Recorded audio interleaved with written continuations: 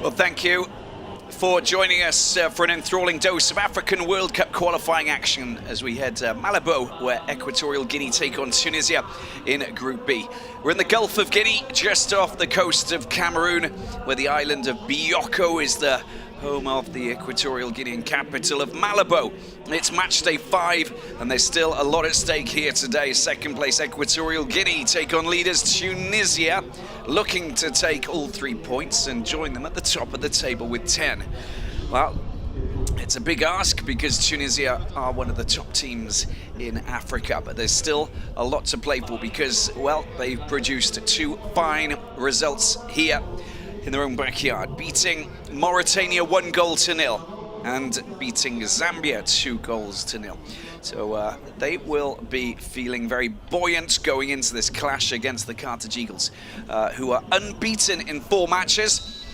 They've managed to register 3 wins, and on match day 3, a draw with Mauritania stalled their progress. And the Zlang National, or National Lightning, lost their opening fixture against Tunisia 3-0 before edging Mauritania 1-0 here in Malabo. 2-0 win, as I mentioned, over the Chipolo Polo on match day 3. That 1-1 draw in Lusaka leaves them with a chance of qualifying. 3 points out here today would obviously give them plenty of confidence going into the final clash, but it still means that it's going to be tricky.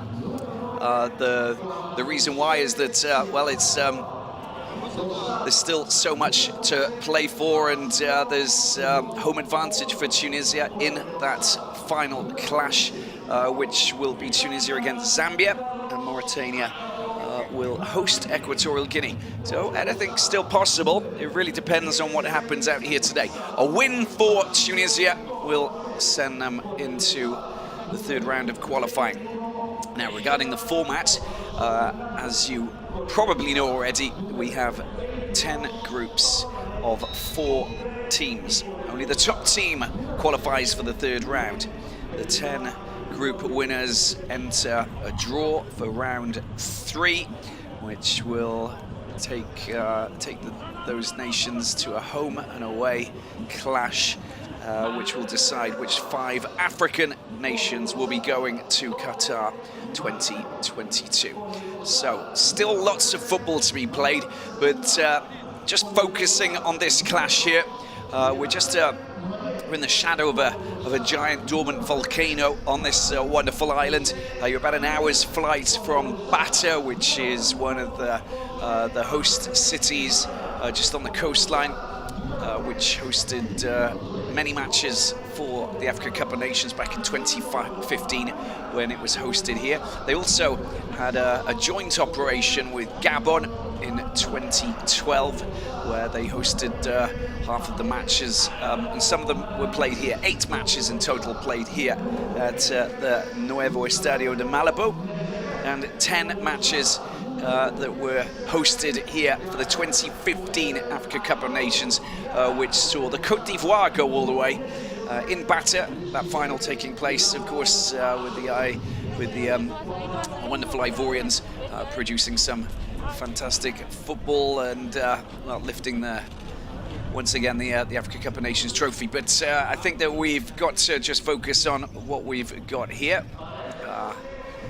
It's Equatorial Guinea against Tunisia, and Tunisia have decided to field their best team, and I think that after that 1-1 draw that really caught them out in their last the goalless draw on the 10th of October that kind of shook them up at the Olympic Stadium in Nouakchott. they really need to just readdress the situation. They could have qualified on match day 4 with a victory there, but in fact, because they only picked up a point, it means that the job's not completely done. But a win here today would send them through, and even a draw would be enough, because they got a 3-point advantage, of course, which means it'll be 4. And below them, you've got Zambia, and who played 1 game more, so they've just moved up into the 2nd position, and with 7 points. Mauritania the bottom with 1 point. So I think that even Zambia will be looking at Tunisia and hoping, well, they can't. They're just hoping that Tunisia don't win, so that they've still got a chance of qualifying. But it's all up to Tunisia really to try and seal their place secure their place in the next round. And out here on this pitch here, which, well, it's going to be an interesting one, and they'll be trying to break down Equatorial Guinea, who have never qualified for a World Cup. So it's something that they're obviously thinking about. It would might come as a big surprise, but at the end of the day, I think that the level of football is improving right across the entire continent, and with more funds and lots of the youngsters coming up through the different academies, and well, it's just got a big bright future, hasn't it? Looking at Tunisia, 5 participations. Won 2 games, they've drawn 4 and lost 9 in the World Cup, of course, I'm talking about. First time was 1978. They started off, I mean, in incredible fashion, beating Mexico 3-1 before losing to Poland, and a goalless draw against West Germany, and a 1-1 draw against Romania after 2 losses against England and Colombia in 1998.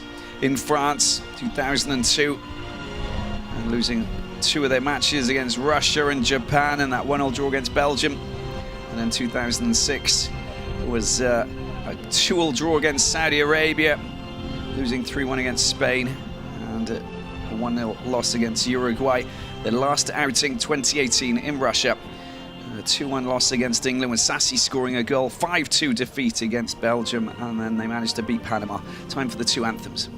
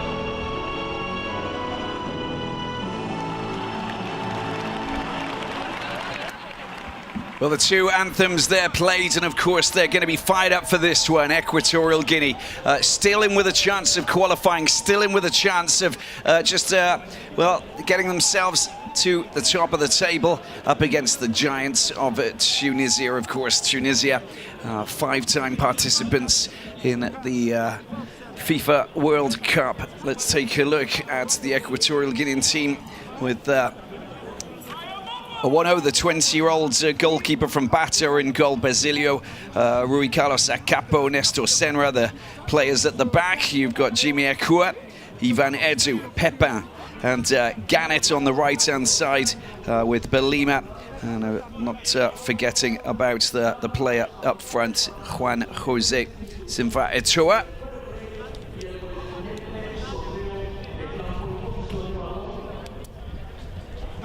Malian referee, Mr. Bubu Traore, is the man in charge for this clash. Take a look at the Tunisian squad. As I said, Monte Cabaya really picking his best team with Kashrida, Meria, Braun, Ali Maloul, Valali at the left back, Ben Mustafa of Esperance, the goalkeeper, Ledouni, Shkiri of Cologne, former Montpellier player, with Fadjani Sassi of former Zamalek player, now with Douail in Qatar, Ben Slimane with Kazri and Jaziri, two frontmen who are looking to try and score goals out here today and secure qualification and join the likes of Senegal, Morocco, Mali and Egypt as the fifth nation to secure their place in round 3 of qualifying. Conditions are warm, of course, in this part of the world, in the Bay of Guinea, with 29 degrees and 77% humidity. Will be tough out there, of course, and the humidity level's quite high, but nothing that the Tunisians are not familiar with, especially going towards the summer months.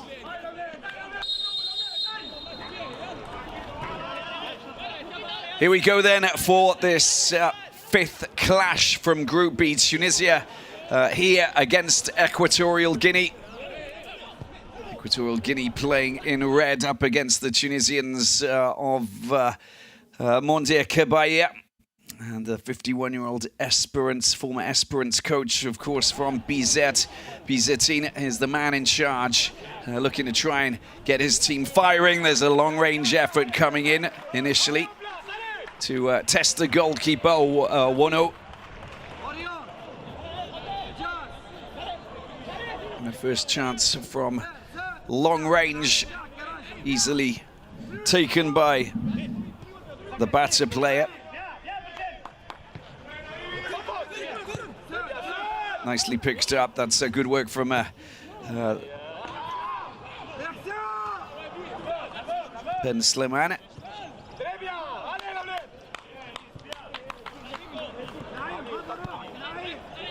The big men at the back with Meria and Braun. Braun, born in Cannes in France. And they've given the ball away. A little bit of a slip there, but looked like it was handled accidentally by Pablo Gannett. A lot of these players have come through the youth system in Spain, various clubs. Free kick taken by Fadjani Sassi. Played over 100 matches for the White Knights of Zamalek. Good opportunity for a 1-2, and it's been sorted out perfectly there. The ball comes across. Is there anybody on the end of it? There's the shot, but it's just been blocked. And the defender and Nestor Senra just coming to the rescue. Player goes down, and Jaziri pulled up by Ivan Edu. Look at that, that was very close indeed. Bodies flying in to just get in the way and prevent that shot from coming in. Tunisia showing us what kind of a game they're going to play out here today. Very committed to qualifying with a match to spare. Don't really want to put themselves in that position. They will come up against Zambia as well, even though they are playing in their own backyard.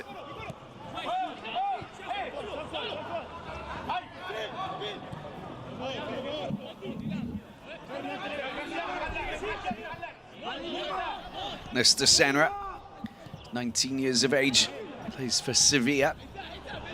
And there is Juan Micha.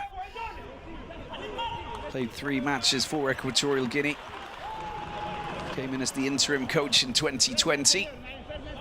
Still at the helm of the Zalang Nacional.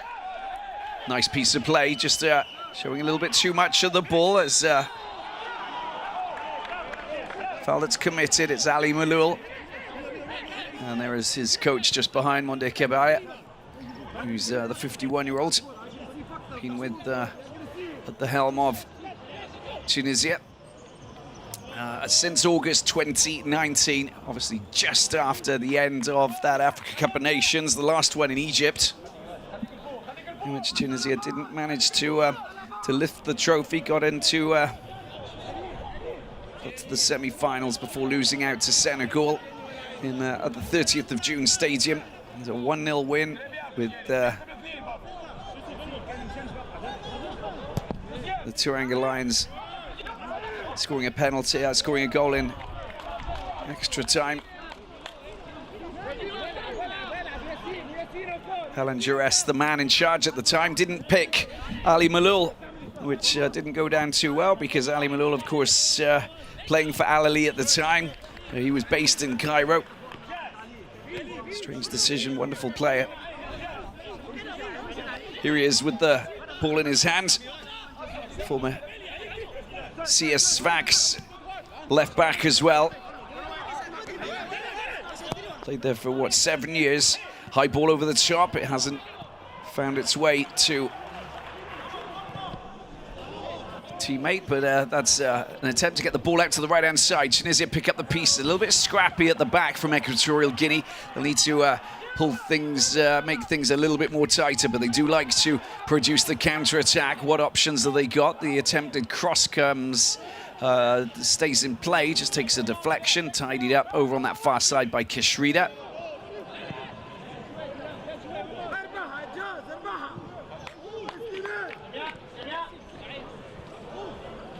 And a clearance that wasn't straight out of the top draw.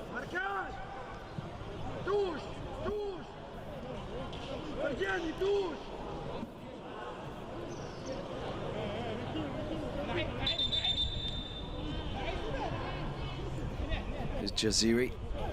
Plays his football for Zamalek, his new club. 4 matches played now for Tunisia. Originally, well, they've nearly given the ball away. It's a little bit dangerous at the back with Basilio just finally making sure that it was cleared. The high ball going over the top. A couple of Equatorial Guinea players putting a bit of pressure on the man at the back, but he does well. Meria. And it's Ivan Edu who will take this.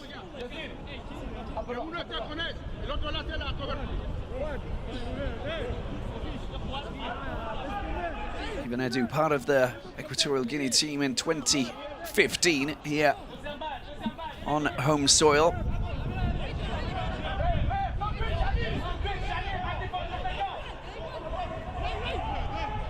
There's the long throw in and a chance for the home team to try and get a shot on goal, but it's bobbling around and bouncing around in the penalty area. Finally tidied up quite comfortably. Well, they've given the ball back to the hosts. Nicely done. Good work there by Bikoro.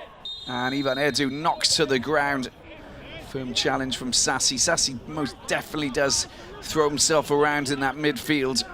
And he will be a player to look out for. You want to stay away from him. He's a strong tackler. He just thwarts many phases of play that are trying to be constructed by his opponents.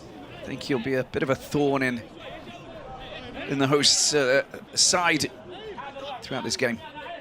Free kick it is for Juan Micha's men. Into the penalty area it goes. There's a chance for a shot. Is it coming back over? It's been cleared just inside of the 6-yard box. Meria doing the business.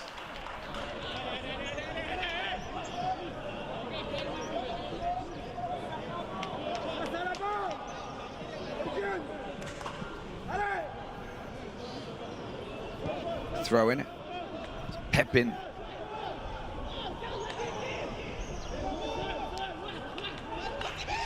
Here's Kashrida. Very good block. And dispossessed. Very well played, that is. And look at Bikura working his magic, just backtracking and stealing the ball. Here he is over on that far side. And he does get a crossover. Just met at the front post. As Tunisia go pushing forward, it's a little bit too far for Khazri.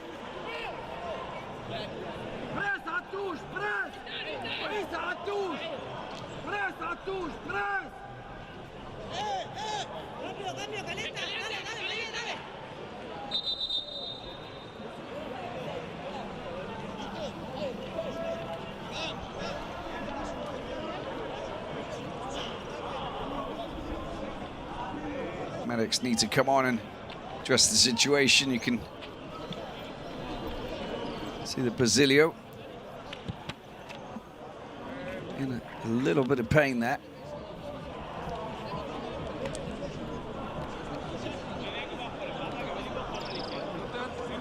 Looks like it's muscular because he's not in a great place, and the call is for the stretcher because I think he realizes that this is not an ideal situation.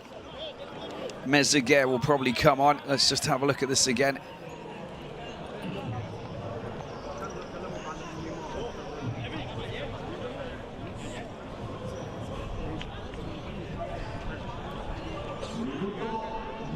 He just pulls up. You can just see that he's not in a great place and he's hobbling off. And looks like it's a straight change. That's it's a pulled muscle. And logically, Mezeguer will come on to replace him at left back.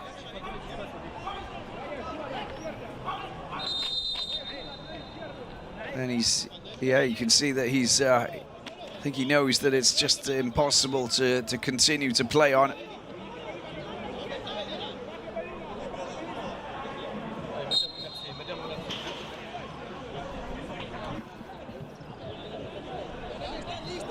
Heartbreaking so early on as well, 10 minutes in, and pulled muscle. Bringing an end to such an important clash.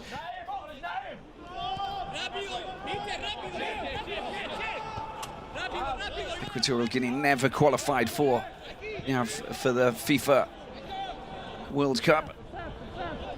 Previous attempts, but for the African Cup of Nations, they've been very often qualifying for the final competition. Ivan Edu goes down.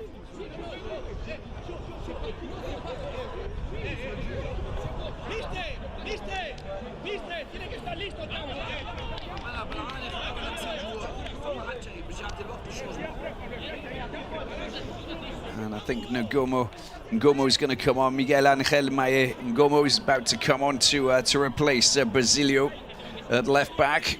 Ivan Edu's back up on his feet.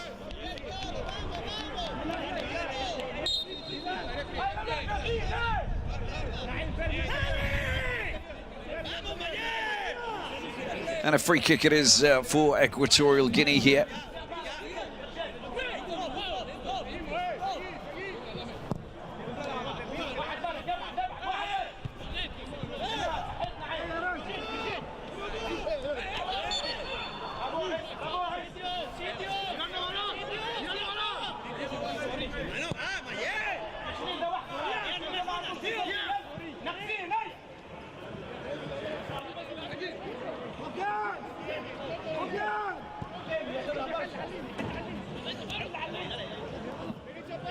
Build-up play for Tunisia as they try and go through the middle. That's a wonderful turn. That is fantastic. Here's Sleety. Sleety with a shot. He's pulled it wide.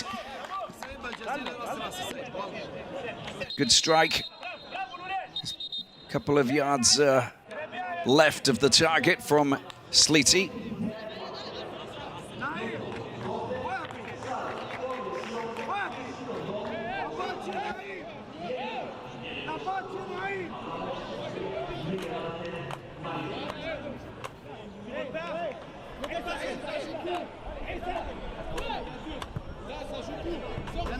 There's Owono, goalkeeper here for Equatorial Guinea. Finished fourth in the 2015 Africa Cup of Nations. And provided us with some entertaining football. Emilio Nsue, one of the key players. Gannett was in the squad. Ivan Edu playing some wonderful football.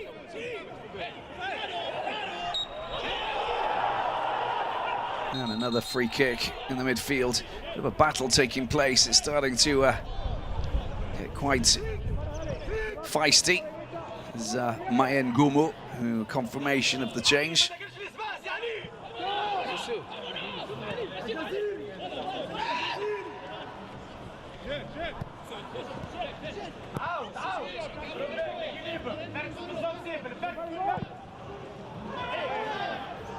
Nice ball over to the left-hand side. Good cover play. The flag went up for offside. Strong as an ox coming across and making sure that he wasn't going to be given too much space there, Ali Malul. Just loves to race up that left side. And he does have a wonderful cross. When you see what he does, is the work rate that he puts into his game.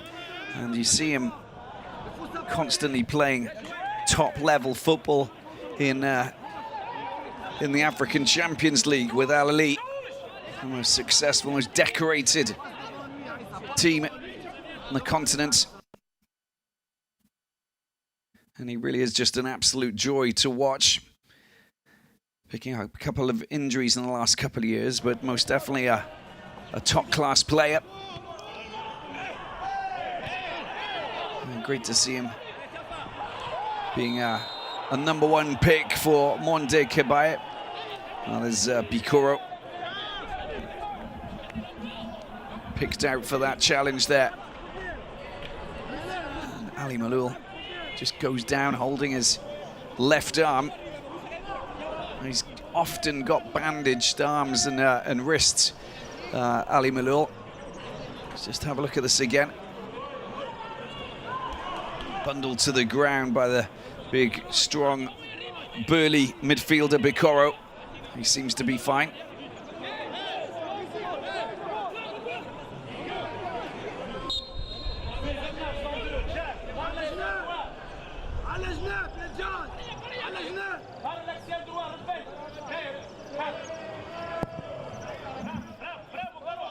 Long ball.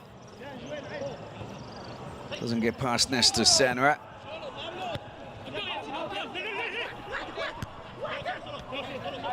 Bron with the header, and it's been pushed forward. Good opportunity. Echua going racing towards it, and there's not much that he could have done there, but Bron does really well. And just having a teammate make a little bit of space just made it a lot easier. Ali Malul unable to keep that ball in play. They're taking it quickly.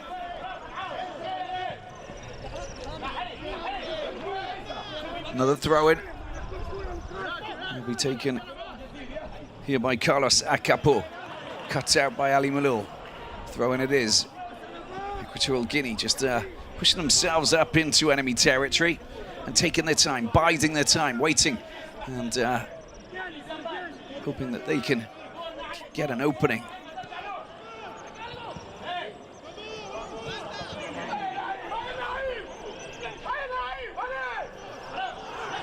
Dispossessed, maybe not the right decision there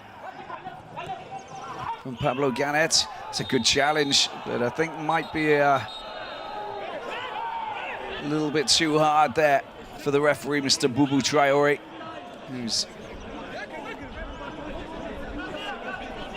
called on a free kick, a little bit of a push in the back. Once again, you can just see it's good work, isn't it? Good running from Sassi. Goes down. And is in some trouble, it looks like. And Bron suggesting there was a foot up. Need to just get on with it. He'll be fine. It's Slitty, sorry.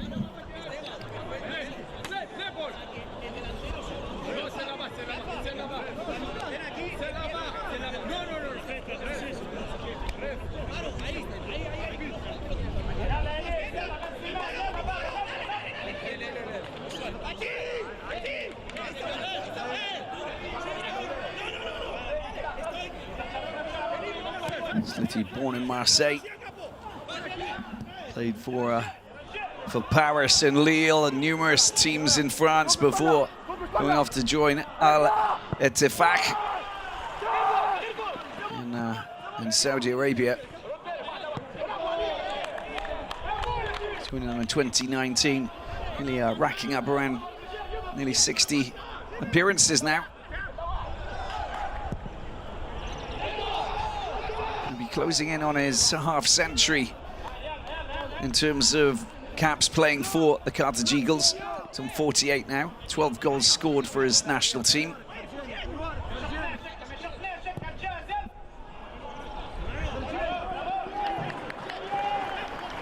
Gannett unable to find his man over on that far side. Belima, 29-year-old winger.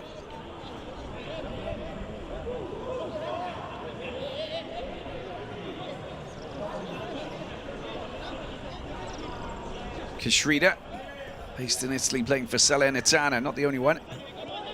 Pepin, the midfielder, actually plays in the Serie B for Monza, having played for Pescara and Roma. Didn't manage to get into the first team, Pepin, but Sassi lofts the ball over the top. It's been picked up, and you can just see that Slitty unable to do anything. And giving away the free kick.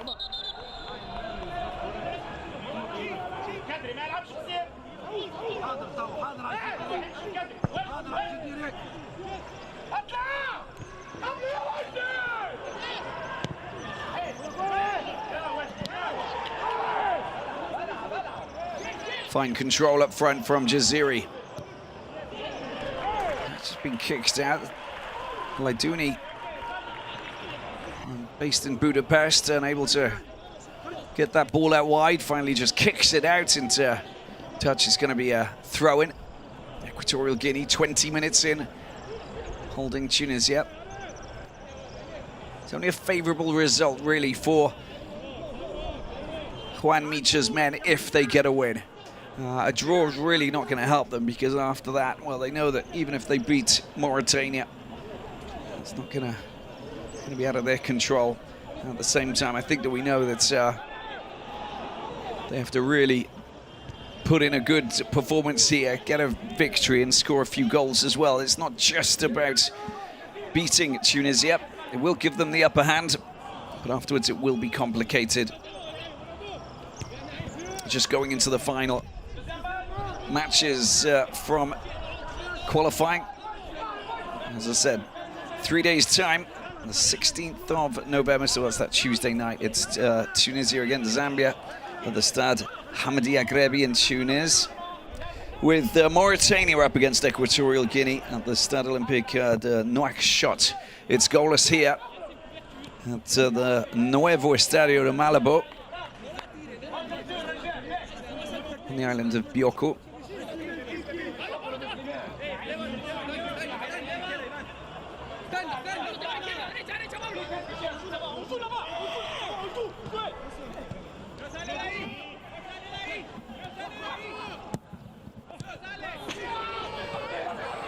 Being hassled a little bit, the Tunisian midfield and defence, finding it a little bit complicated. And there will be some scoring opportunities for Equatorial Guinea. And that's a nice bit of play as well, as they try and find a little bit of space. Oh, the shot potentially coming in. Well, it was driven wide, but it was a good opportunity. Eto'o just coming to the fore outside on the edge of the penalty box. Saw that there was a chance, and the sprinkling of fans that we actually have here in Malabo appreciating that little moment. It was a close call for the Tunisian defence, and maybe a wake-up call.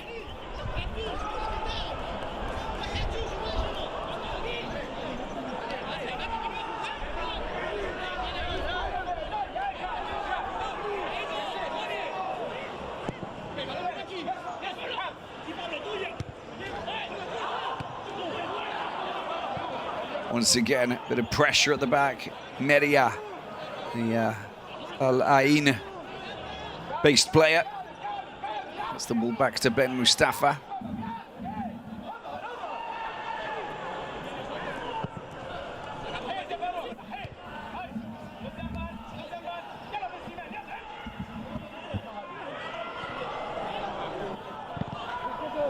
chance. Khazri with a bit of possession over on the edge of the penalty box, dispossessed and cleared. Awkward and difficult team to play against. That's been tidied up there by the Ferencvaros player, Laiduni. And it comes out to the right-hand side. The flag has gone up. Srida right in underneath the linesman's nose.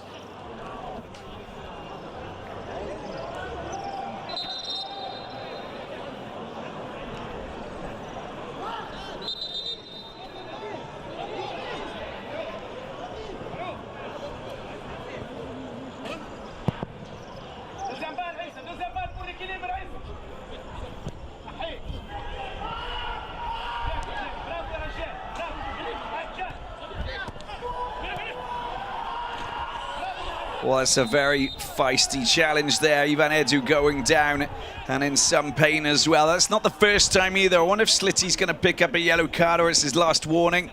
But just look at this.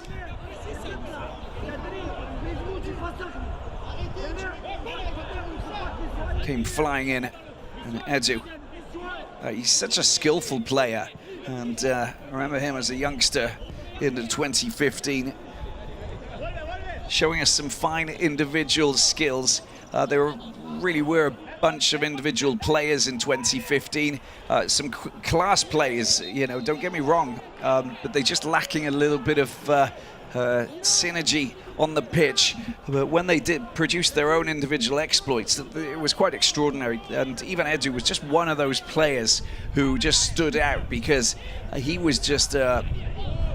he was serenading the fans with his sumptuous touches to get the better and get past a player in a one-on-one situation. Dribbling skills and just the magical moves that he was conjuring up.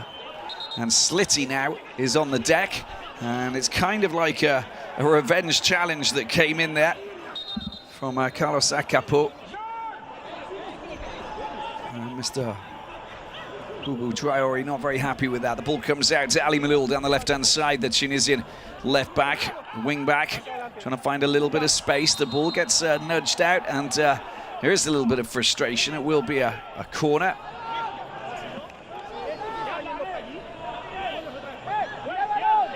Laiduni will come over and take this and whip it in with that right foot of his to try and pick out the big guys coming up.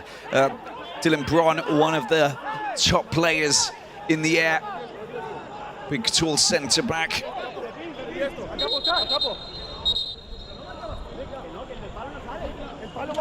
Plays for FC Metz.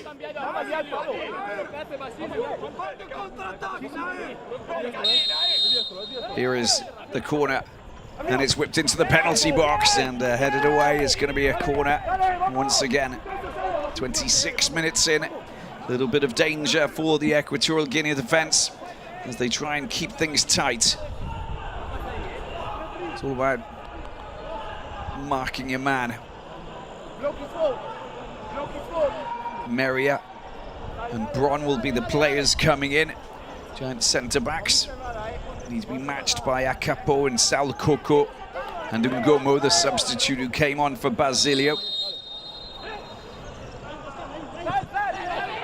Taken short. The bit of pressure there, and his Edu's down once again. And just a late challenge there coming in from Jaziri. And finally, the referee did react.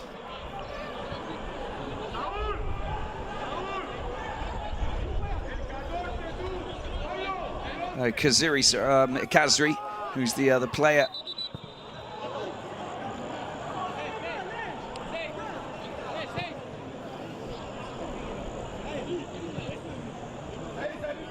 We will all remember that incredible goal that he scored against Metz. 68-meter shot that beat the goalkeeper in the 61st minute for Les Stéphanois for Saint-Etienne. The Greens against Metz, quite extraordinary. A couple of weeks ago now, but most definitely is quite a remarkable goal. as we see another tackle and another infringement. And this time I think the yellow card came out.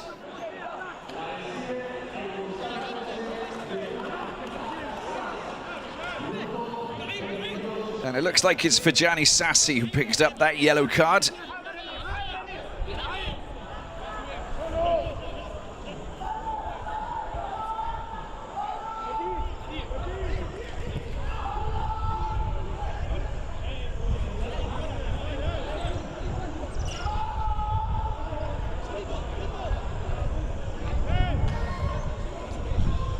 Here is Bicoro. Bicoro, very talented player. When he moves up into the final third of the pitch, just know that there's danger lurking around. His physical presence is definitely felt when he's moving himself around and just sneaking into those little pockets and trying to win the ball. Don't really want to mess around with a loose ball when he's lurking around. Definitely got to get rid of it as soon as possible.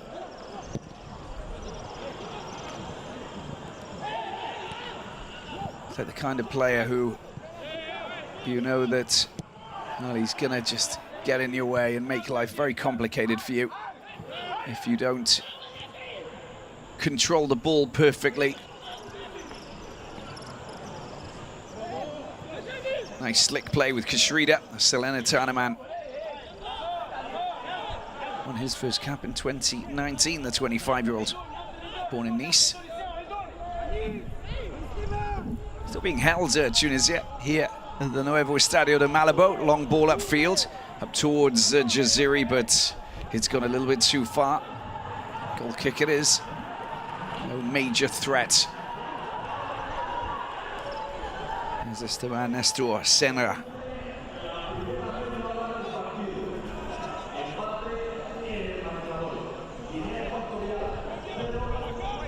See the volcano. There's a giant mountain that just rises up on this island, just in the background there.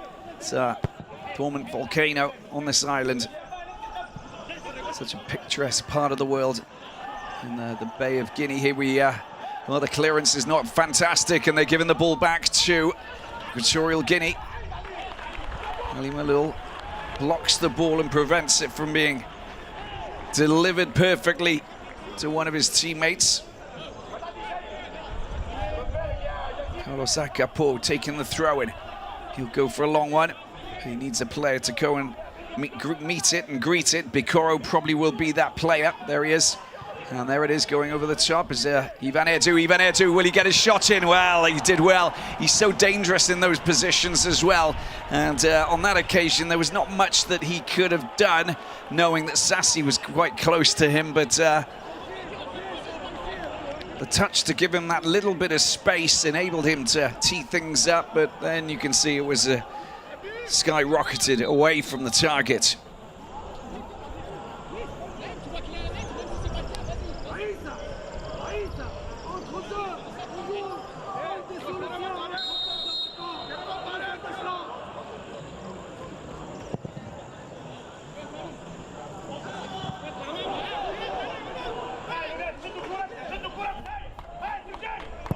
We are goalless here between Equatorial Guinea and Tunisia. This is an African World Cup qualifying clash for Qatar 2022. Ivan Edu working his magic, picked up by Ochoa. He's got a bit of support outside, and it's been picked up by Carlos Acapo. Nicely done, nice little 1-2. They're moving smoothly and slickly there until Ivan Edu just, well, makes the foul and brings down Slitty. It's going to be a free kick.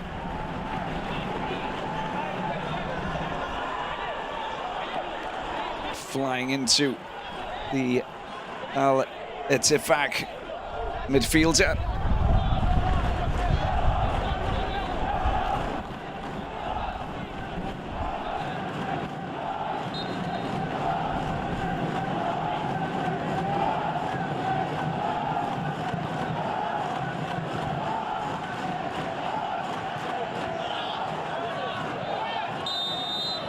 Foul. And a free kick for Carthage Eagles.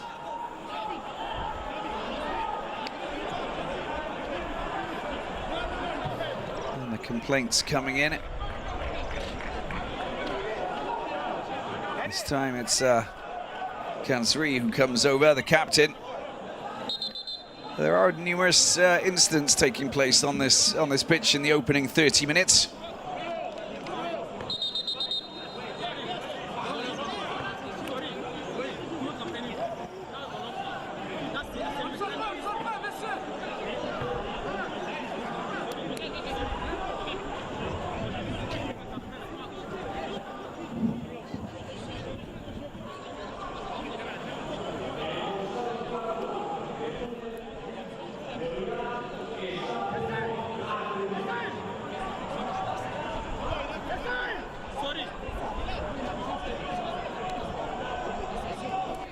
Was Zambia crushing Mauritania 4-0. That was the match that took place earlier today. And that was a compelling success, that is, for the Chipolopolo. Goals coming from Patson Daka. Sakala with 3 goals scored.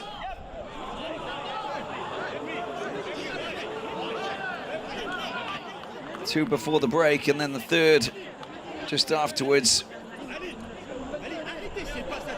Fashion Sakala. As we wait and see how the medics are dealing with this injury to the head. It looks like it's a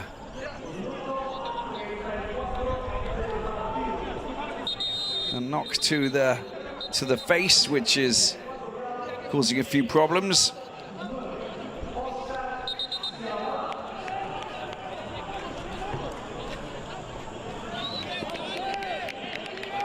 For Meria.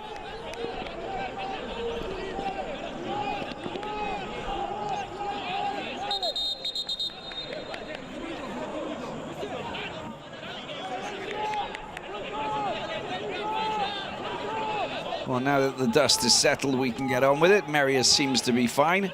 I mean, he's a pretty hard centre-back. Always in the heart of the action. Juan Jose Siafa is the player who picks up the yellow card for that challenge.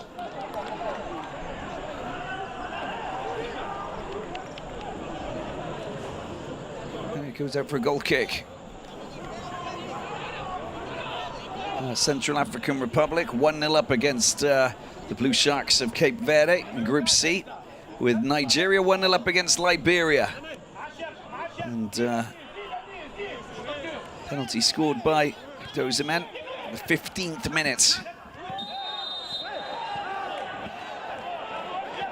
Another infringement, but it's not for you. It's for the visitors.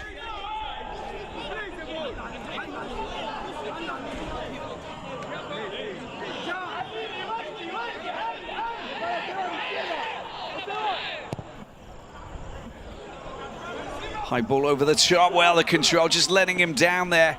And that was a good attacking opportunity, that really was. Just needed to take the sting out of the high ball a little.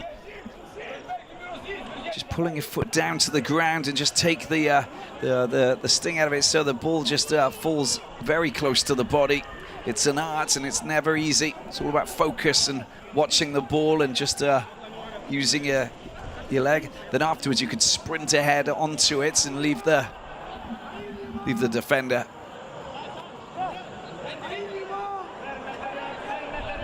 Just behind you.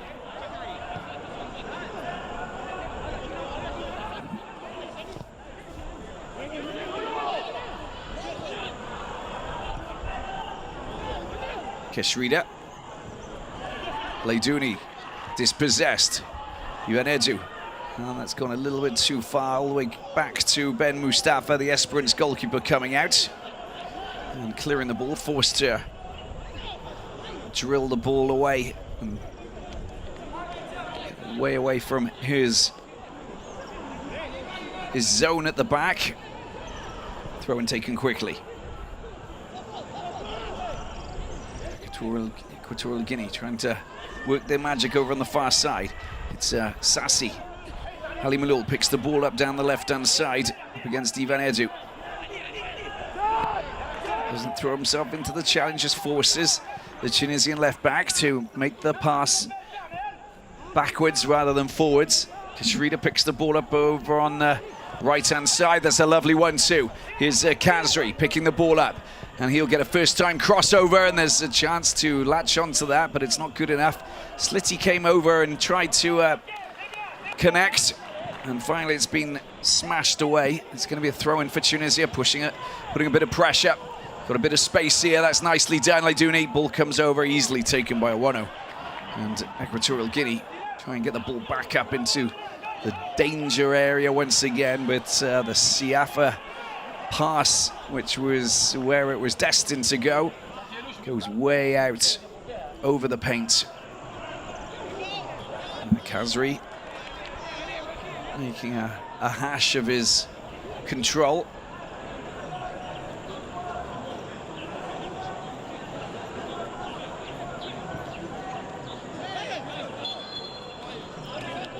Picoro just held back marginally.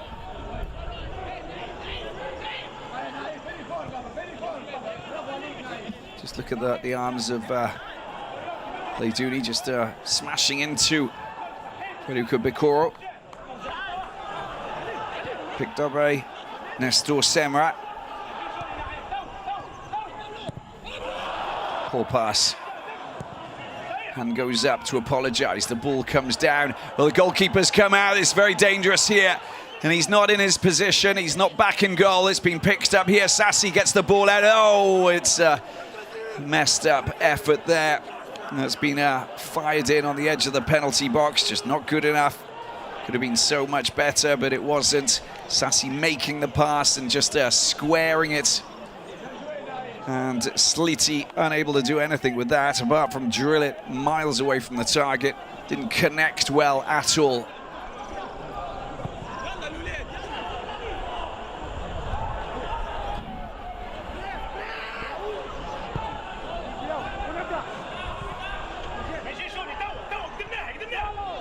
That's a perfect pass, that is.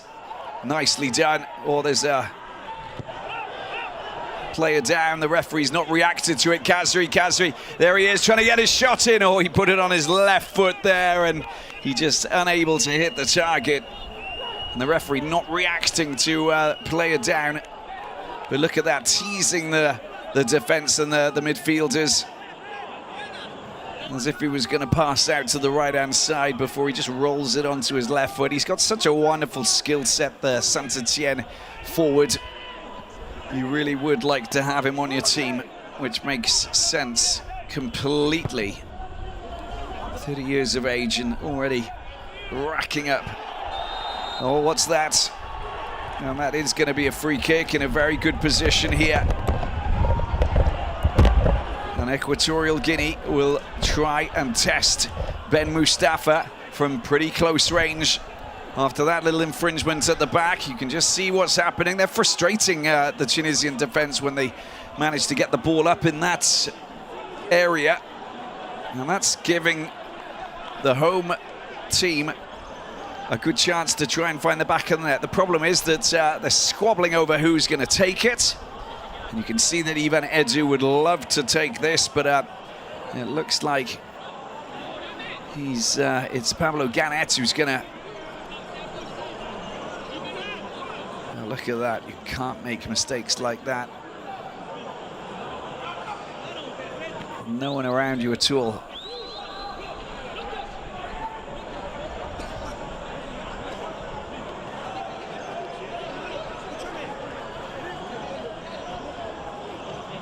Ganet, who plays for Real Murcia, or Murcia, I think they say in Spain.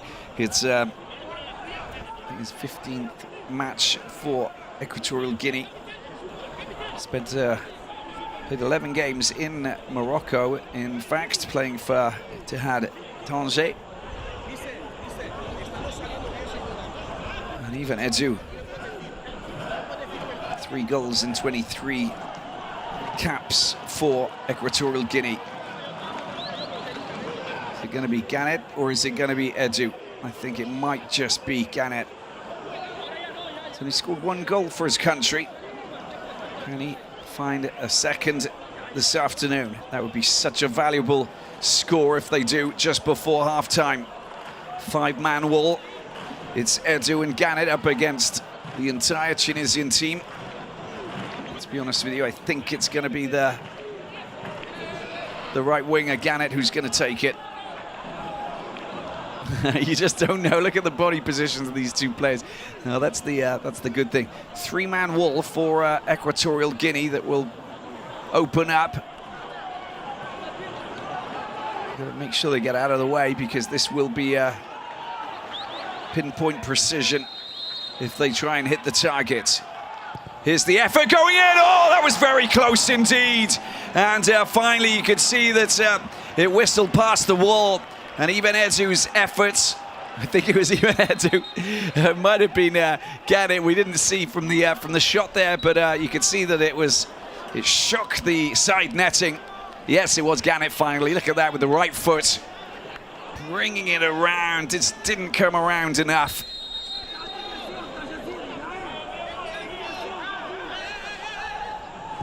And a Real Murcia player coming very close to a goal that could upset the apple cart. His Bicoro working well.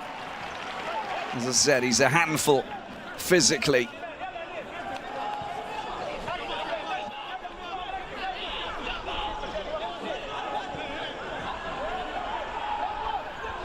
Knocked off his feet, Siafa, but it's going to be a free kick.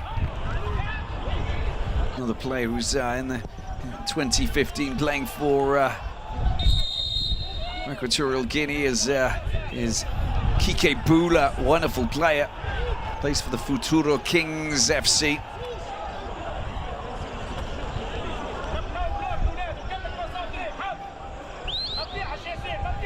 Came through the Almeria youth system. Minute of added time. Last chance for a shot on goal before we bring this first half to a close. Lots of thinking, lots of mind games will take place going into the second half. They're in a good place, Equatorial Guinea.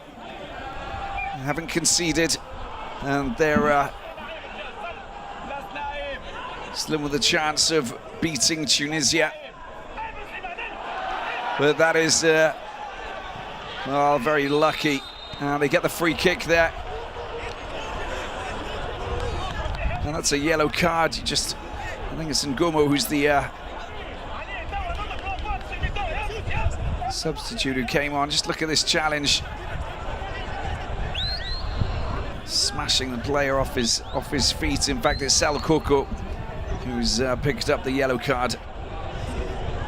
And the last chance scoring opportunity for Tunisia. After this effort, I'm sure that the referee will call it a day and send the players into the changing rooms. Can they find the back of the net? And will it be that man, Kazri, who hits the target?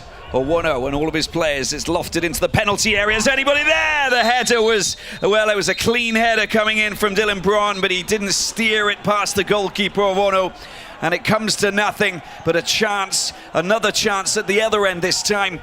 Lofted into the perfect place, but the header was just not accurate enough. And a little slip before he actually latched onto it. No goal, no goals. Equatorial Guinea 0, Tunisia 0.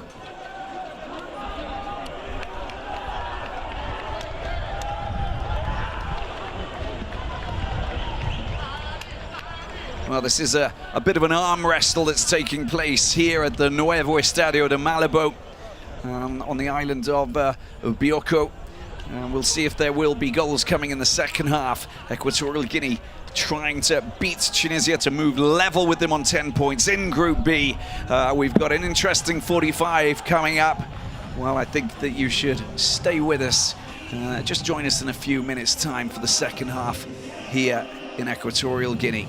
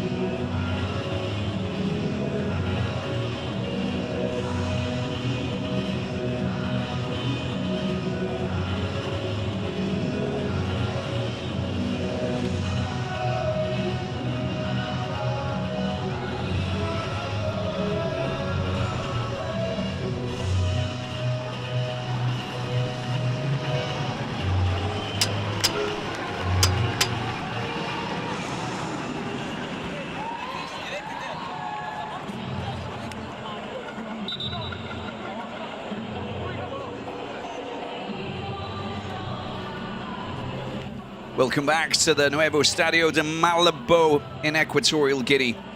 This Group B encounter, an African World Cup qualifying clash for Qatar 2022. Match day 5 is goalless between the two teams who came into round 5, who are in top positions, in fact, ahead of Zambia and Mauritania. 7 points for Equatorial Guinea, 10 points for Tunisia. In the meantime, we have seen the other results completed, with the Chipolopolo of Zambia crushing Mauritania 4-0. Now they move up into just above Equatorial Guinea with 7 points, with a better goal difference, which means that now it's up to Ivan Edu and his men to try and prise open the Carthage Eagles' defense and get themselves the goal that will lead them to victory and move top level with the North Africans. Or it's going to be Khazri's men who are going to take the points and qualify for the third round. 10 teams going into a draw.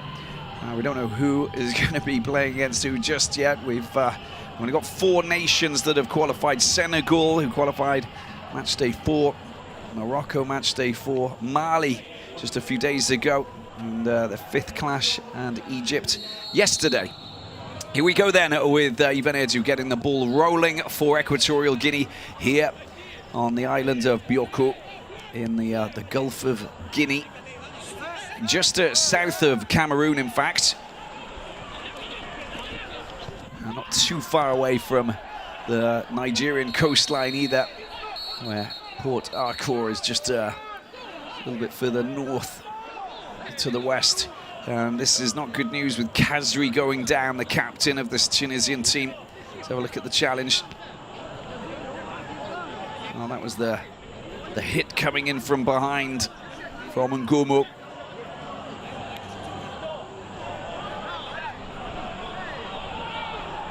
And a yellow card that's been picked up by the substitute who came on to replace Basilio.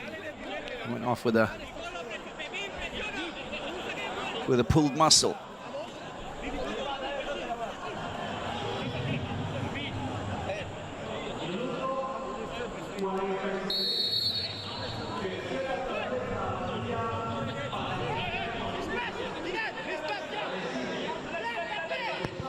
Taken by Meria, high ball down towards the penalty box and met by Bikoro.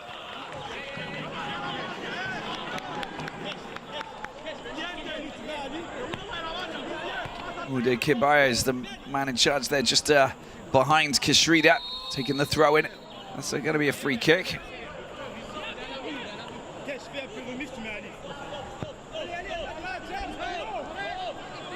Nice left foot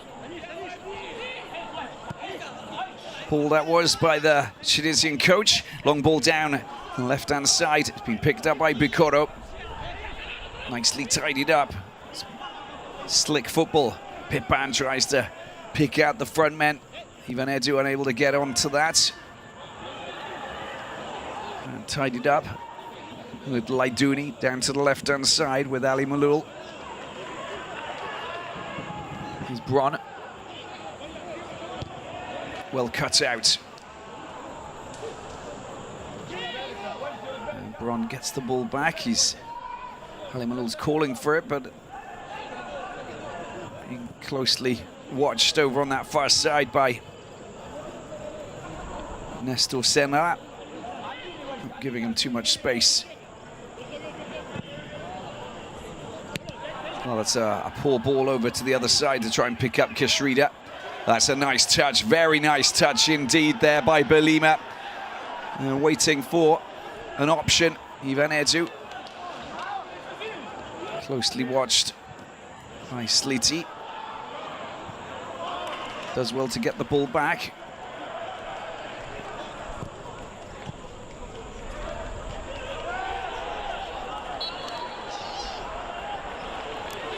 Just trying to understand if that's a free kick or not.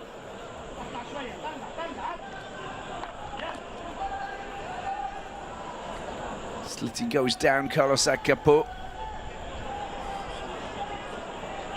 Went down quite easily, didn't he? Look at that touch. That is just sublime, beautiful.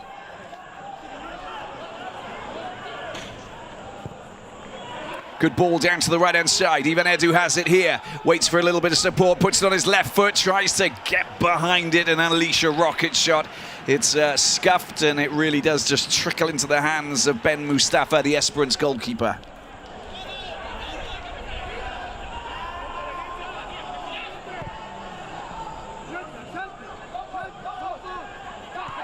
Meria gets the ball to Jaziri. Jaziri trying to produce a fancy touch there with the back of his foot. Goes back to the goalkeeper. Comes to nothing. Ball passed over to the other side. Garrett getting involved. It's a fantastic ball straight to Ngomo. Kazri. Kishrida just outside of him, cuts inside, uses him as a decoy. Leiduni. Dylan Bron this time, straight through the middle. And it goes out to the left-hand side. Sleety. Nicely done, Ali Malul. He's got a perfect cross there. It goes over the shot. There's a spare player. What can they do with it? Kashrida pulls the ball back. There's a chance for a shot. Gets rid of his defender. Is Kashrida right across. It's parried away by the goalkeeper, Owono, who comes to the rescue. Otherwise, that could have gone anywhere near a few of the Tunisian players who are waiting with bated breath to pounce on that. Finally, losing possession. And no one's in a crazy rush to pick that up. Look at that. That is a sensational maneuver there by Ben Slimane, the Angers midfielder. A player we've seen too much of in the first half.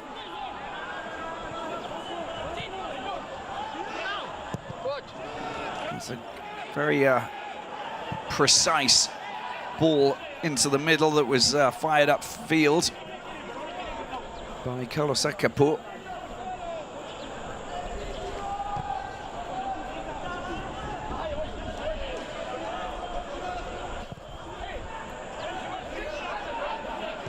Saliti, unconvincing. Oh, it's an attempt to try and get the ball across by Kashrida. There will be a corner. The 29-year-old Naim Saliti thought he would drop to the bench today after an unconvincing performance against Mauritania.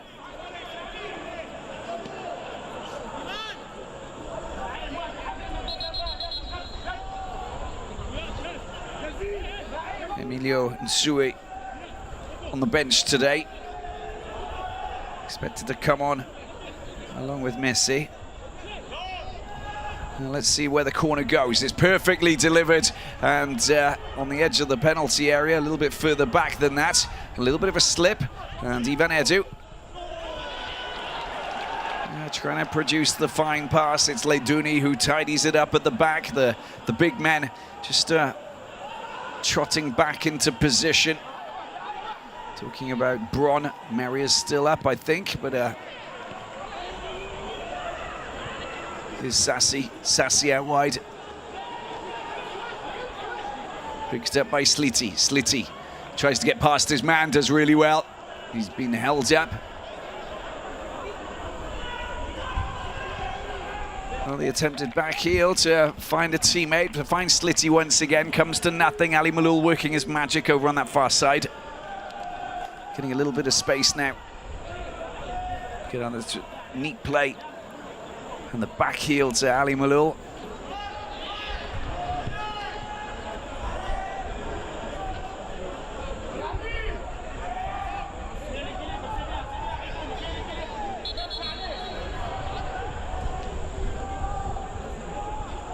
Kazri will try and deliver the perfect corner here. But before we do, we got the Real Murcia player, Garrett, who's down on the ground. The referee from Mali, Mr. Traore, trying to keep everything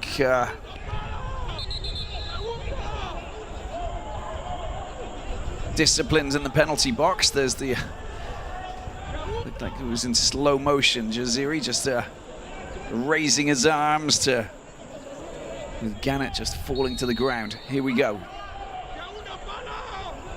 Is Khazri's corner.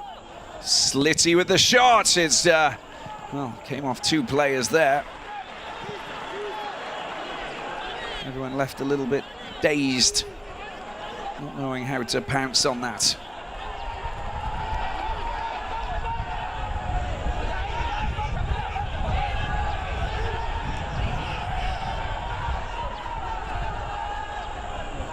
Federico Bacoro scoring one of the goals in that 1-1 draw against Zambia. Didn't get much hype, but the ball's been tidied up. He's Ivan Edu. He's just lacking the precision to find his teammate over on that left-hand side. Siafa. Of course, control just letting him down. Picked up by Bron.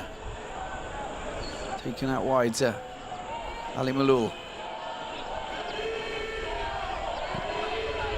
And passed over. Maria to Bron. There's the connection. Well, it's neatly done. There's a great opportunity. Sliti. Oh, he pulls it wide. Well, he was given that ball. He had no defenders behind him. He raced onto it. All he needs to do was try and beat the goalkeeper. His shot just dragged it across the goal mouth. Look at that. That is fantastic play there from Bron. And just getting the better of the Ngoma, the centre back. But the shot was just not good enough. Split the defence open. You know, came from the back, a through ball that really just dissected that Equatorial Guinea defence.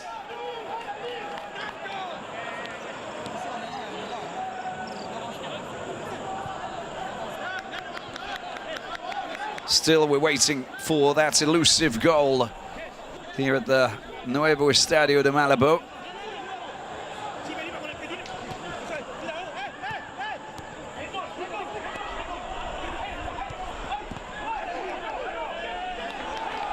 They're battling now.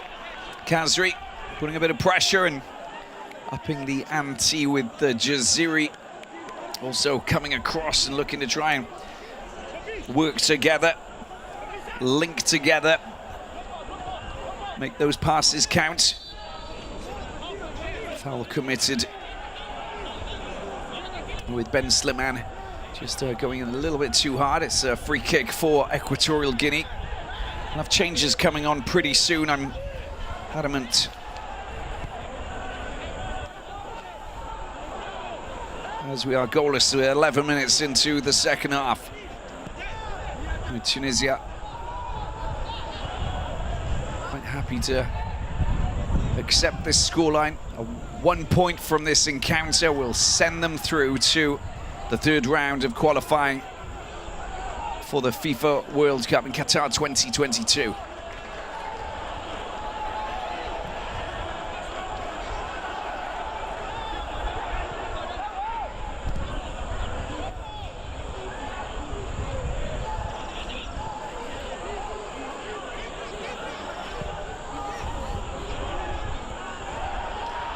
Well, there's a chance. Here we go with Siafa. Siafa waits for a little bit of support. Can he get a shot in? His shot does come in, but it's bounced, and Ben Mustafa really not troubled by that. Again, it's Ivan Edu. Really is the danger man, isn't he? Plays for Fuenlabrada in the second division in Spain.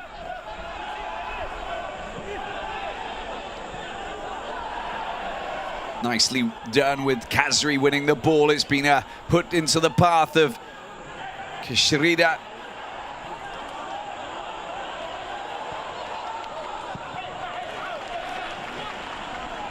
Great communication, and Siafa just backing up into Laidouni. Will be a free kick for Tunisia. Yeah, it was kind of clumsy the way that he just wanted to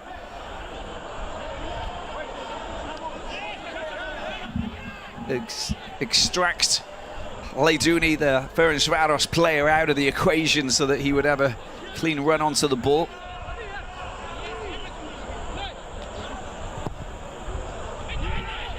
High ball over into the penalty area, easily taken by Avono.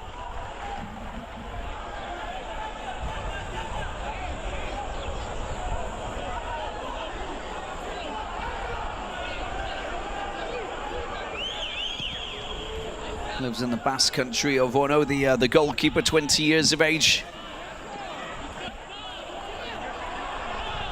Actually born in Bata, the city that will supply you with the, well, offer you the chance to fly over to Malabo. Direct plane, just under an hour, 40 minutes, I believe, if I remember correctly. Picked up again. Let's see if Equatorial Guinea can fly. That's a nice ball over by Siafa, but it's been cut out. Equatorial Guinea getting a lot of possession here. What options have they got? Well, is that going to be a free kick? It is going to be a free kick. And the referee races over and pushing Dylan Bron out of the way, who's trying to stand up, and there's no need to do that. Don't get in his way. He's the man in charge. You don't want to front up to the referee. Mr. Bubu Traore has already got a lot of work on his hands here as we go into the final 30 minutes. But that was most definitely a free kick. Bikoro just knocks to the ground. And Dylan Bron told to stand back. Get out of my way. Free kick it is. Equatorial Guinea. Zalang Nacional keen to get themselves a goal that would send the few fans that are here into raptures. And the officials behind this West African nation. Ivan Edu standing on it. Watch out for Pepan as well, who plays his football for Monza. Maybe he can click into gear and produce a fine rasping shot that will test Ben Mustafa, the goalkeeper from Esperance. A double wall, of course. The red wall will move out of the way and just cause a few issues. Came very close with a free kick just before half-time. Pablo Ganet. Here is the chance coming in. Pepan! Oh, it's not bad at all, is it? It was coming down, it was dipping marginally, but he hit it very, very well with that right foot of his. Sweetly struck, just a little bit too high, denying Equatorial Guinea a goal that would be worth its weight in gold. We're not there just yet, but well, it's still a strong performance that they're putting in against the giants of Tunisia, a team that have ventured into World Cup territory on 5 occasions. Last time back in 2018. Fajani Sassi scoring the 1 goal in that opening clash, which they lost 2-1 against England.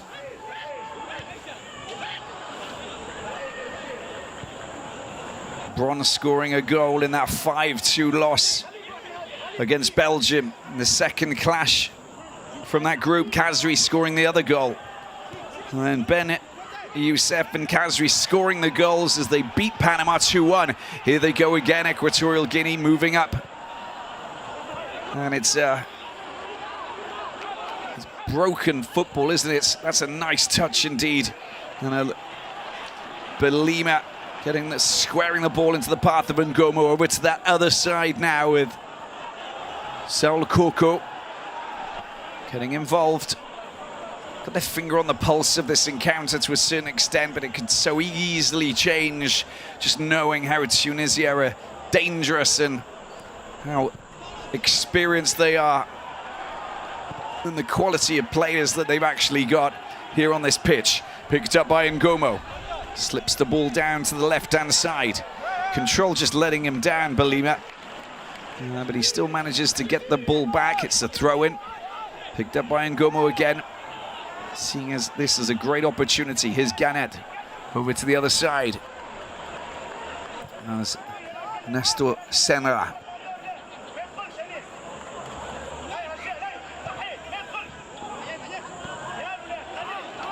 Oh, they're enjoying themselves here. That through ball to try and pick out Federico Bicoro, just not good enough.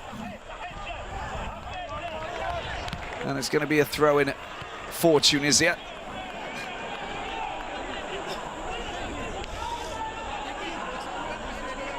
Bobby Kazri coming on.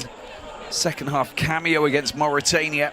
That's why he was straight into the first 11 for this clash against Equatorial Guinea, a pivotal game.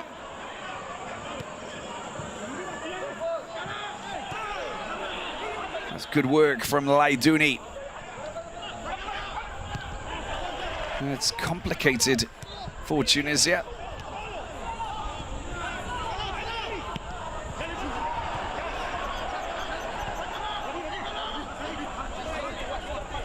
Kazri. And the Saint-Etienne player just not controlling the ball the way that he would have preferred. It's been picked up here, taken forward there by Pepin. And looking for a teammate to pass to. Ivan Edu this time. Well, Ivan Edu goes down after that challenge. Well, that's a nice piece of play. He really took three defenders out for a second there, Siafa. He just couldn't get away from the last one.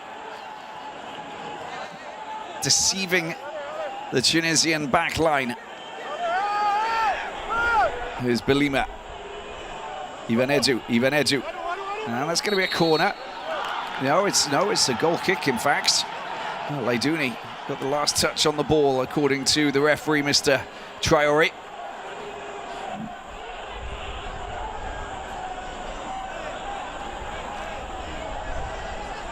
Tunisia winners of the Africa Cup of Nations in 2004.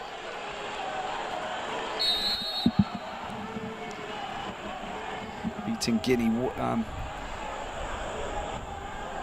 They beat Morocco 2-1. They beat Nigeria and after extra time and a penalty shootout. There's another little squabble taking place on the pitch halfway through the second half.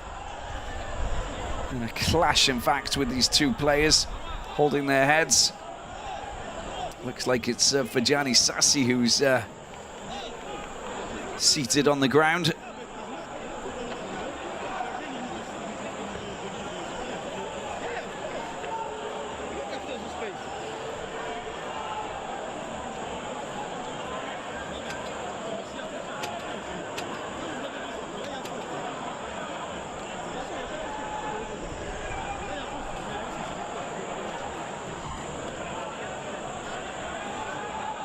Been a very tight tussle out here today. There's no doubt about that.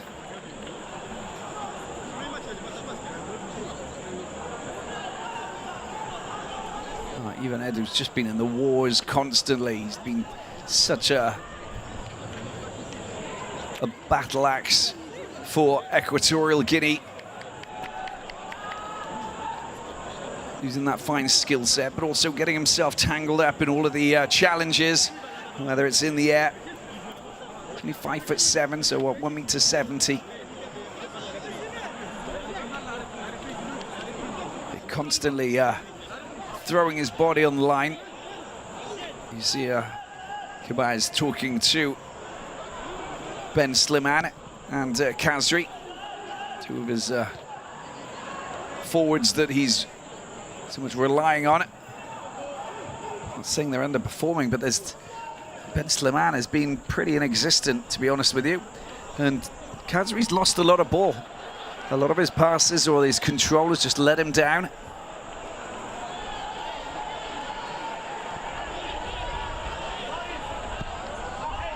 Nicely passed out wide to the Salernitana right back. Clearance not good enough. Picked up, here's Sliti. Ali Malul races down the left side to pick the ball up. And the offside flag goes up, in fact. He just wandered a little bit too far behind the last defender, came back. You can see that gesture from Mr. Traore.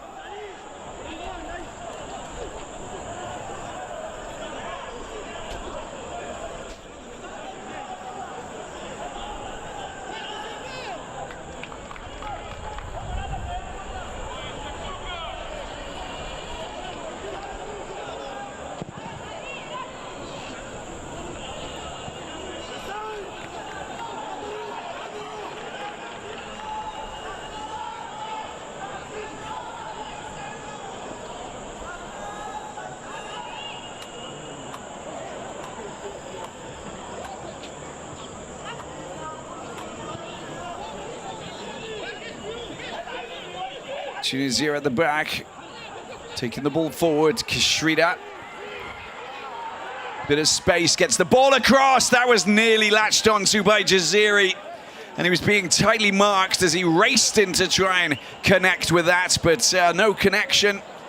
And it's just gone out for a throw and over on that far side, but good running there from Kishrida. Once again at the back, you can just see what Bron does. And he fires the ball upfield. Hot conditions here, remember. Started off at 29 degrees, dropped down by just a couple of degrees, but the level of humidity is up near 80%. Just to give you an idea of how complicated it is to stay fresh on the pitch after 70 minutes of football. Not that easy at all. So the bursts of acceleration that you see is well, quite something. Back in 2015, just remember doing the commentary in Bata and Malibu, and well, the humidity was 100% and it was 40 degrees. So you can just understand, and that was in the evening as well. So very complicated for the players. Not just the players, I can promise you that. 20 minutes to go. Handball.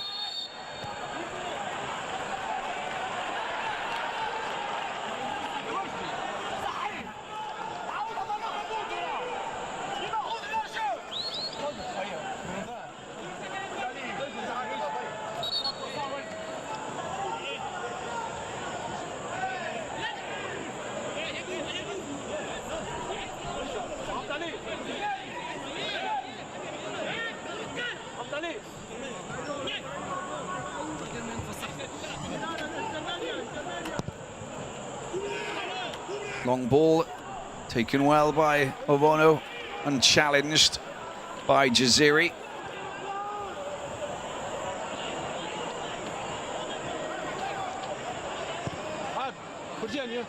Spread out wide.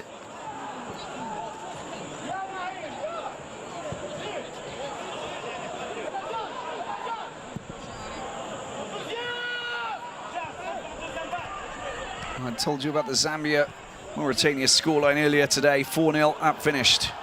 But the other match is, oh, there's a good chance. Ivan Erdu, he's going to go all the way. Can he get his goal? Oh, my word. That was so close. He was sent through, but just look at the magical footwork he provides us with. The 25-year-old so close. And he'll get back up and he'll try and go again. Well, he's a naturally born match winner, but just look at that. Khazri gives him the ball and he goes on a wander, gets past one defender, two defender, three defenders, but finally his effort just goes a little bit too high, and Meria just watches on as he goes on a bit of a dance, and the Fuenlabrada player wins a corner because the goalkeeper Ben Mustafa flapped it away. Got a touch to it. 18 minutes to go. Equatorial Guinea looking for the killer blow. The goal that would, well, just sends the whole nation into celebration. That was just a good touch just to get rid of the ball. Otherwise they would have been under a lot of pressure. It's starting to open up just because of the fatigue, I think. And that's neatly done just to get the ball away from Ali Malul. Picked up at the back. It's Meria, Bron, and over to Bron here. Over to Kishrida. Well, is it going to be a back heel? No, it's going to be a throw-in for Equatorial Guinea. Wonder if we're going to see any changes, because we haven't seen any changes, tactical ones anyway. We obviously saw a forced change on the 10th minute with Basilio. Here we go. And it is time for Morocco to make a change. And they are bringing on this man here, Ben Romdan. Sassi's going off for him.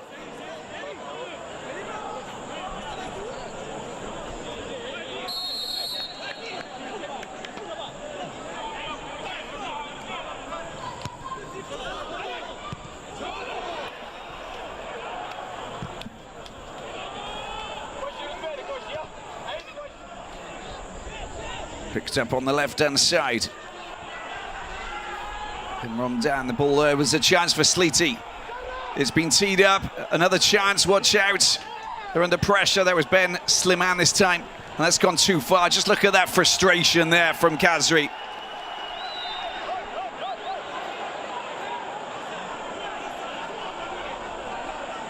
That gives you a pretty good idea of how tough it is out there for these players, because they're not playing the A game that they expect themselves to play and what everybody expects them to produce out there.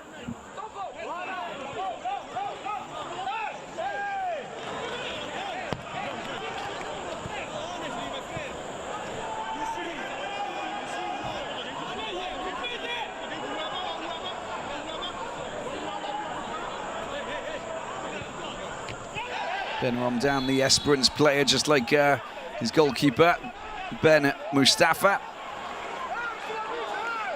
Free kick it is. Given away by Bron.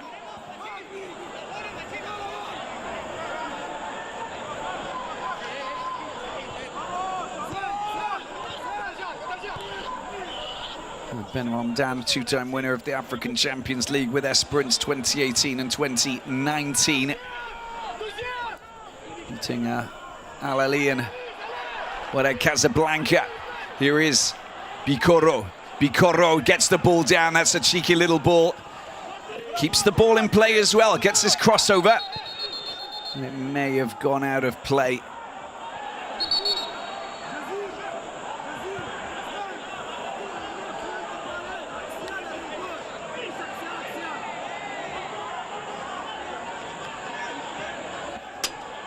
The team that remain composed out here for the final 14 minutes will be the team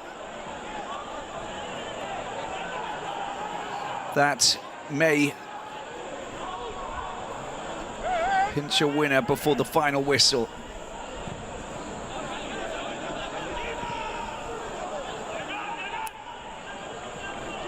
The charge up the left side. An opportunity. Ali Malul getting involved. Here's Sleety. Sleety. Jaziri comes back. No free kick given, and it's been picked up by Belima. Over to the other side. Oh, even Edu just can't control it. Didn't get his first touch, and afterwards he was chasing.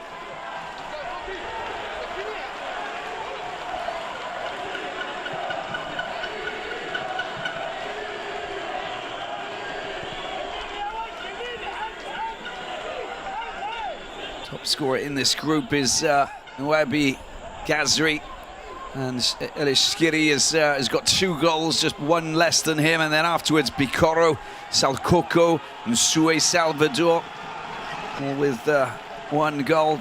Bron Jaziri, Ben Slimane, and then the Zambians, of course, of Mumba Mwepu Sakala. Sakala's got 4 goals now after his hat-trick today. Moves to the top of the pile.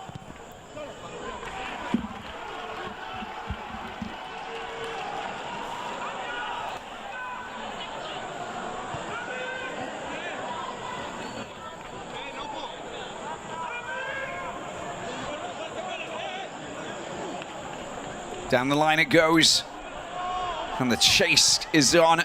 It's cleared comfortably by Meria, and the ball comes out to Khazri. Khazri. Slitty. No free kick.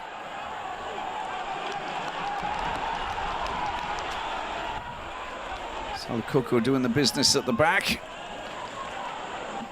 And good work to get the ball over to Nestor Senra. Precision not good on that occasion. Nicely done. Ben Ramadan getting involved. The ball comes across to Ziri. Well, is there anything there? There's absolutely nothing, says the referee, Mr. Traore. Calls by Jaziri to say that there was a handling of the ball by the defender. And it just falls on deaf ears.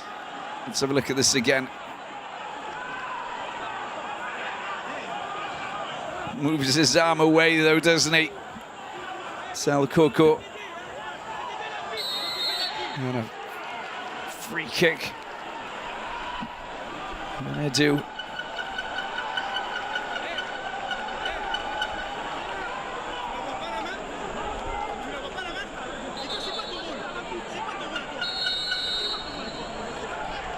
Now we've got to change. Is Emilio Nsue coming on? Because if anyone's going to score a goal in his own backyard, it's going to be him. There he is. Thought as much. Key player, very important player who probably replaced that man, Siafa.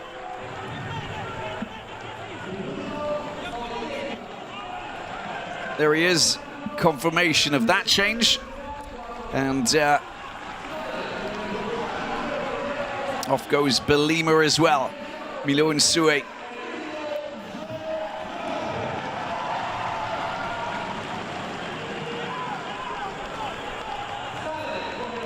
And the other change is Luis Miguel Mano Nsue.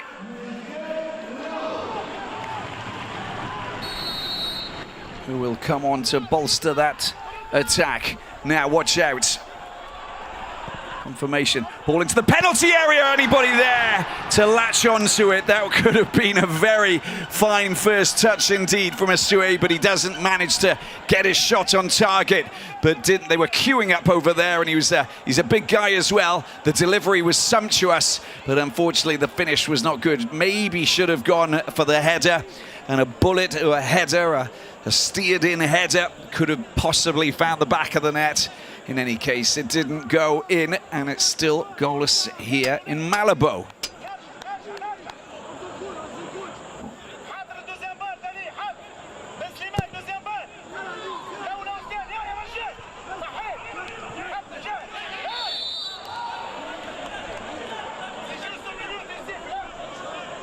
Free kick, Tunisia.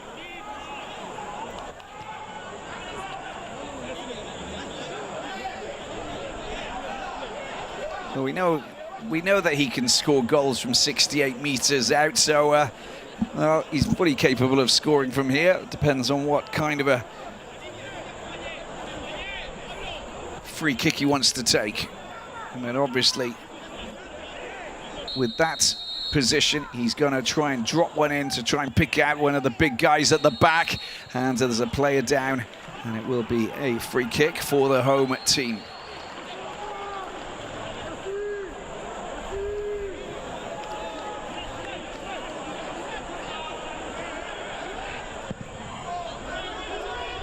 So Coco knocked to the ground. It's a good ball, that is. Now he needs to go back and latch onto that. Nsue. Here's Nsue picking the ball up, trying to get past his man. There's some tired legs, but it's been threaded through. Well, watch out, Bikoro at the far post, There's Ivan Edu. What's he going for? Can he get a shot in? Surely it's in the back of the net! They found the goal! Look at that, it's extraordinary! There it is, Garrett fires it in from close range, and Equatorial Guinea, well, they are just jumping with joy. It is just a big celebration here on the island of Bioko, Malabo. They're just going wild, crazy. This is sensational stuff. And a fine goal that went in. They've been pushing hard and trying to find that goal, that elusive goal, and they get it now. And it's just this man, and I'm sure he'll become a national hero if they can hold on and win this clash to move level with Tunisia. Ivan Edu thought he was going to go for the shot, just squares the ball into his path, and how about that for a strike? Right-footed, smashes it in past Ben Mustafa, the Esperance goalkeeper, to send his teammates into celebration.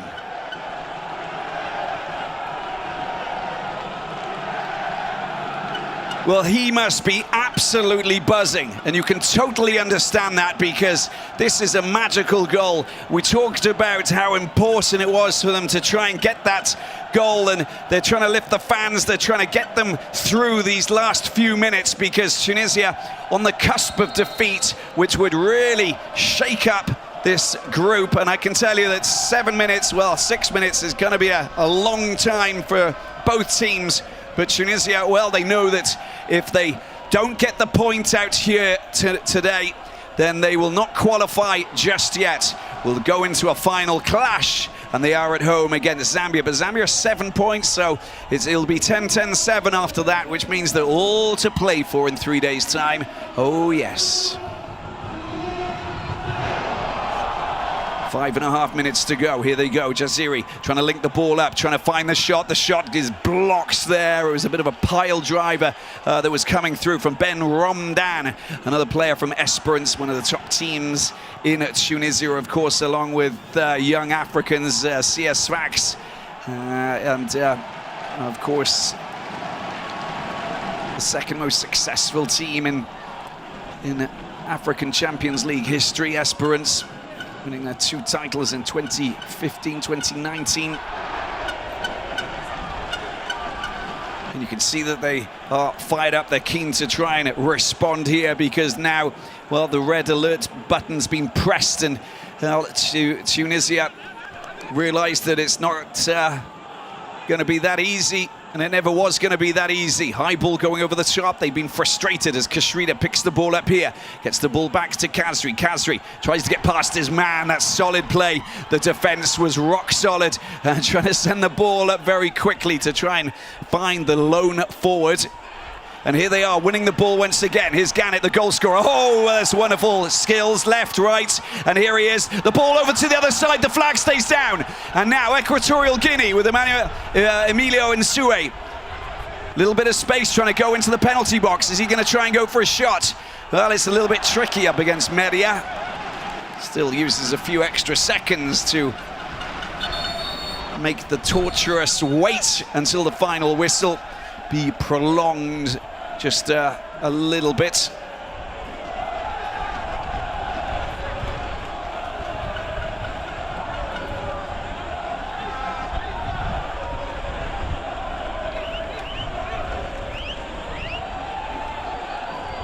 Emilio Nsue, bit of a journeyman, but of course born in Palma in Mallorca, the 32-year-old spent a good stint of time playing for Middlesbrough between 2014-2017, Birmingham City as well, and that was after spells playing for Real Sociedad in the Basque Country, and obviously Mallorca back home for a good 6 years. Here they go again, Ivan Edu. Ivan Edu, is he going to try and go all by himself? Maybe not the right decision. But Bikoro now trying to get hold of the ball. He's been dispossessed, and the Tunisians with Shkiri trying to pick up the ball. Sorry, Sliti trying to pick up the ball and find a way forward. Not easy. That's good work. That is. They've been had the ball stolen from under their noses once again. Tunisia, 3 minutes to go, and there's Ivan Edu getting frustrated, needs to race back and defend. It's all about defending now, but also holding fort and seizing your chances if they come your way. There's a little header, it's been teed up. That's a good ball, that was cut out. How important was that from Sal Koko? Quite extraordinary. They get the ball back, Tunisia fighting again. Here is the ball picked up just in the middle. Chance for a shot potentially. Lots of players on the edge of the penalty box. Now just still in possession. Oh, how about that? Just to clear the danger over on that far side.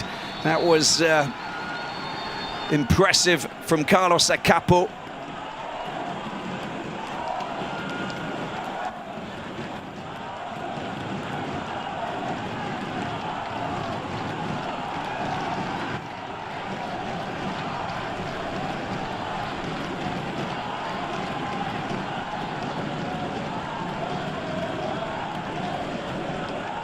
What the referee's doing, but he's ushering a player off the pitch. I think there's going to be a change, and they might be using up a little bit more time. Ledouni is being replaced by Khawi.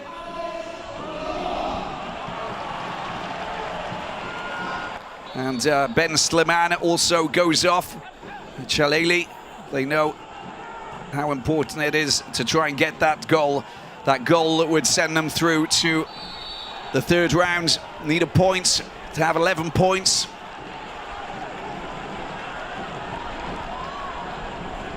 And Balboa coming on.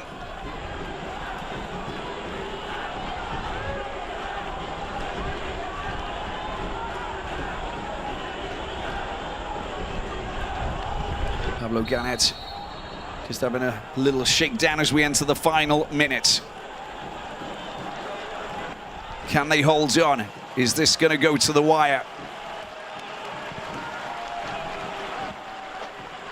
Is this group going to go to the wire? We're going to see Group B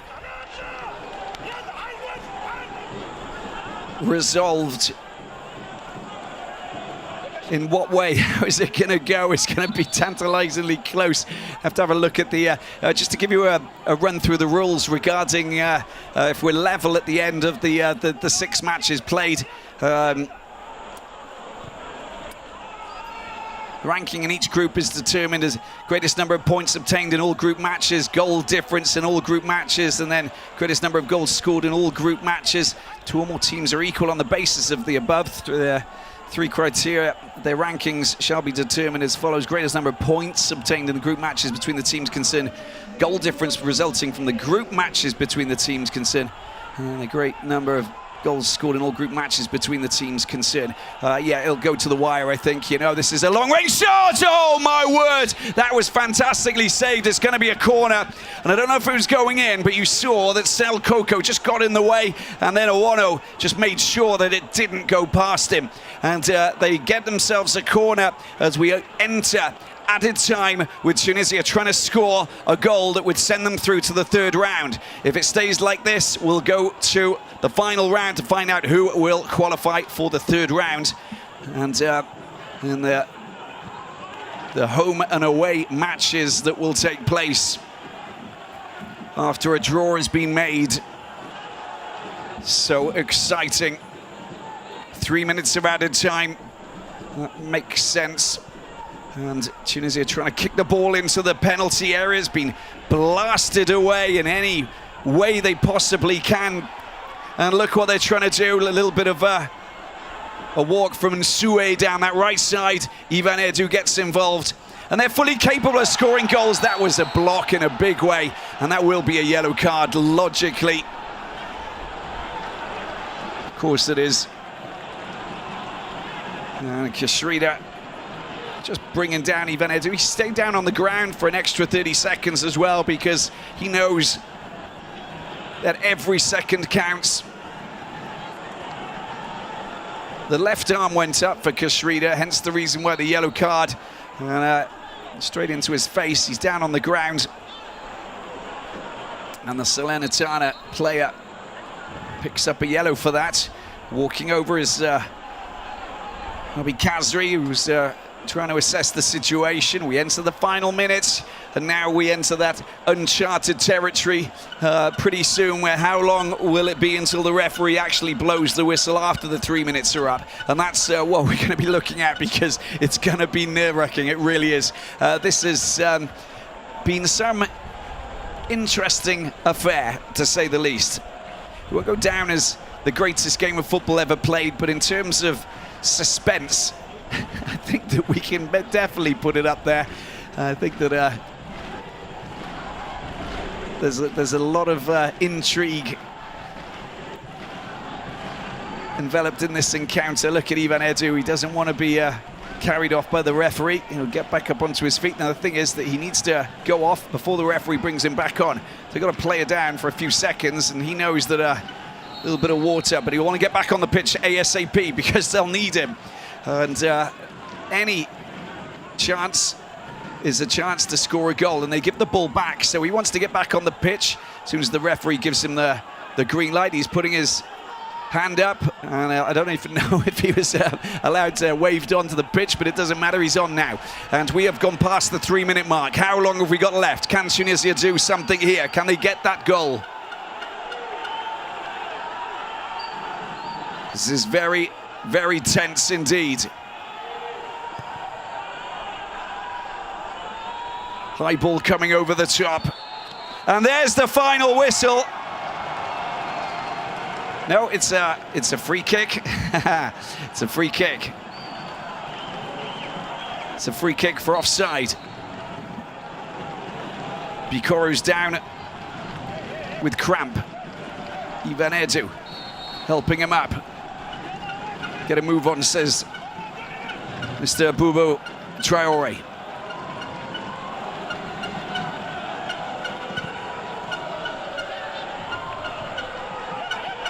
Last chance for Tunisia. possibly.